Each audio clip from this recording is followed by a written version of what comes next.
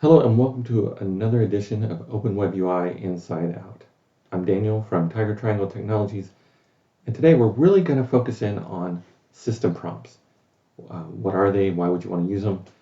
If you've ever wanted your AI to act like a coding expert or a pirate captain or a scholarly research assistant, something like that, then this is definitely for you. And in the next session, we're going to make this more specific to Open WebUI.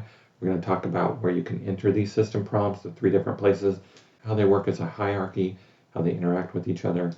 And so, um, we'll get into that more next time. But this time I just want to really set the foundation.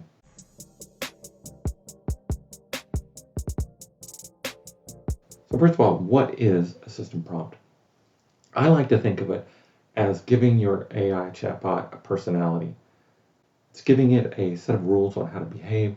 It's setting the tone, maybe giving it a role like be a coding expert. It really changes the way that it responds to you as the user, as you're asking it questions, giving it a task. This system properly sets it up to act and behave like you want it to the whole time. So with that said, let's jump right in. Okay, we're here in Open WebUI. It's running locally. One of the places you can enter a system prompt is in the chat controls. To get there, you simply click on this controls button in the upper right-hand corner. Then you see the chat controls expand out. The system prompt box will be toward the top, and you can just type in your prompt.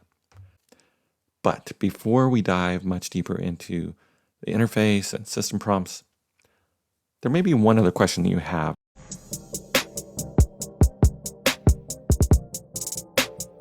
Is there any advantage in entering your system prompt here in the system prompt box instead of just entering it into your initial user prompt?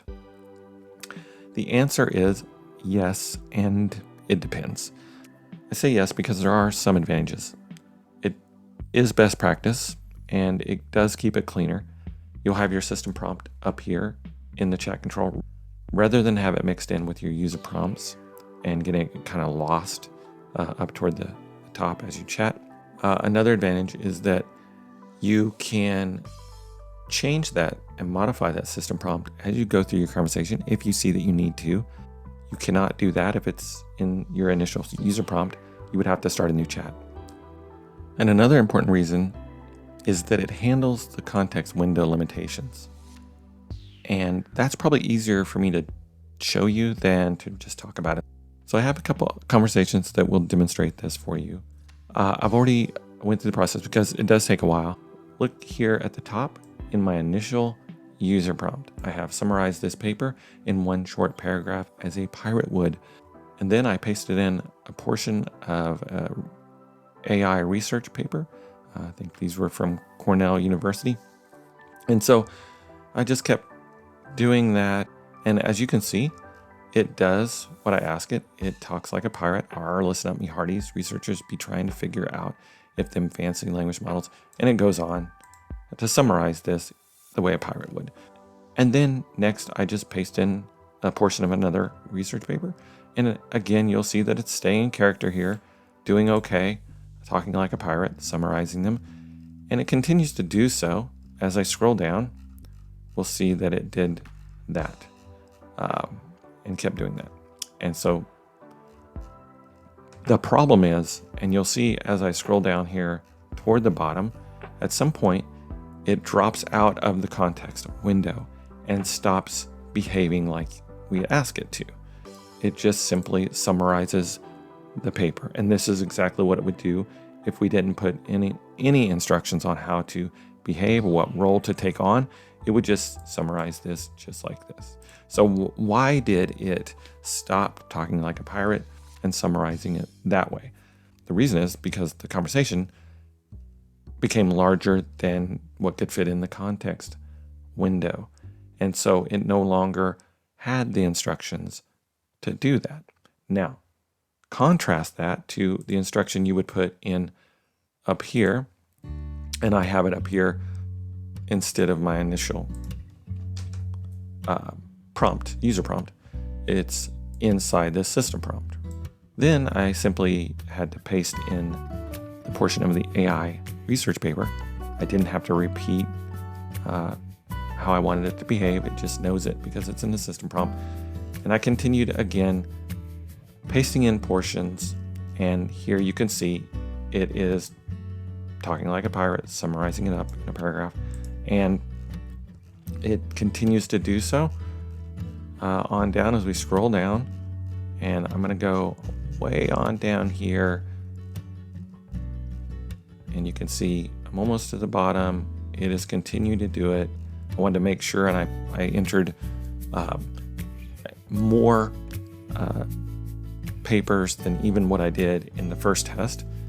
And you can see that it continued to stay in character, right? It continued to have that pirate persona and summarizing like we asked. Now, it did that because it is sending that system prompt each time to the Olama API in the background. And so it doesn't drop out the context window.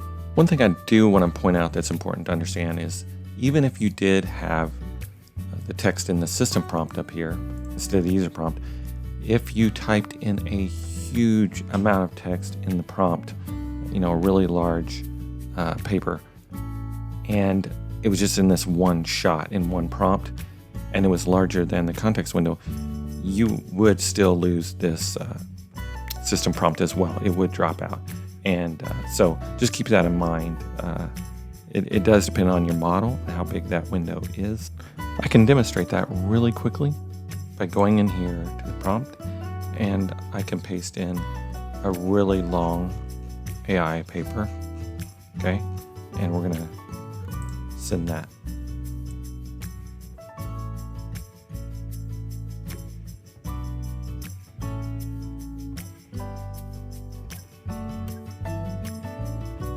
Now you can notice that it is no longer in character. It doesn't talk like a pirate. Even though the system prompt was entered in here, it was just too long for the context window. Remember, I started out by asking the question, should we always use the system prompt, or can we just put that inside the initial prompt? And the answer was, really depends. So let's talk a little more about that. So why do I say depends? Well, because if it's a short conversation, it's going to be just fine if you want. Now, keep in mind the other advantages that you have of that separation of concerns and keeping it clean. But if you're just going to have a little conversation, you can just put it in here and it's going to be fine, and it should work the same. So those are important things to keep in mind of what a system prompt is and why you might want to use it. Okay, let's recap with a chart. And this is not specific data points. It's just kind of a visual to help with the concept. But when it comes to system prompt versus user prompt, system prompt has an advantage when it comes to purpose, persistence, by a long shot, you saw an example of that, and scope. And it's a little less user effort, at least on a long conversation. If it's a really short conversation or just a one-off, then you're going to be fine either way.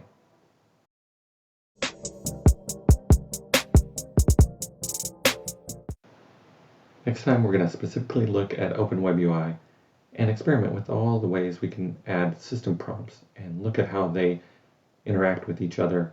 So make sure and subscribe if you haven't already as we continue to learn WebUI inside out.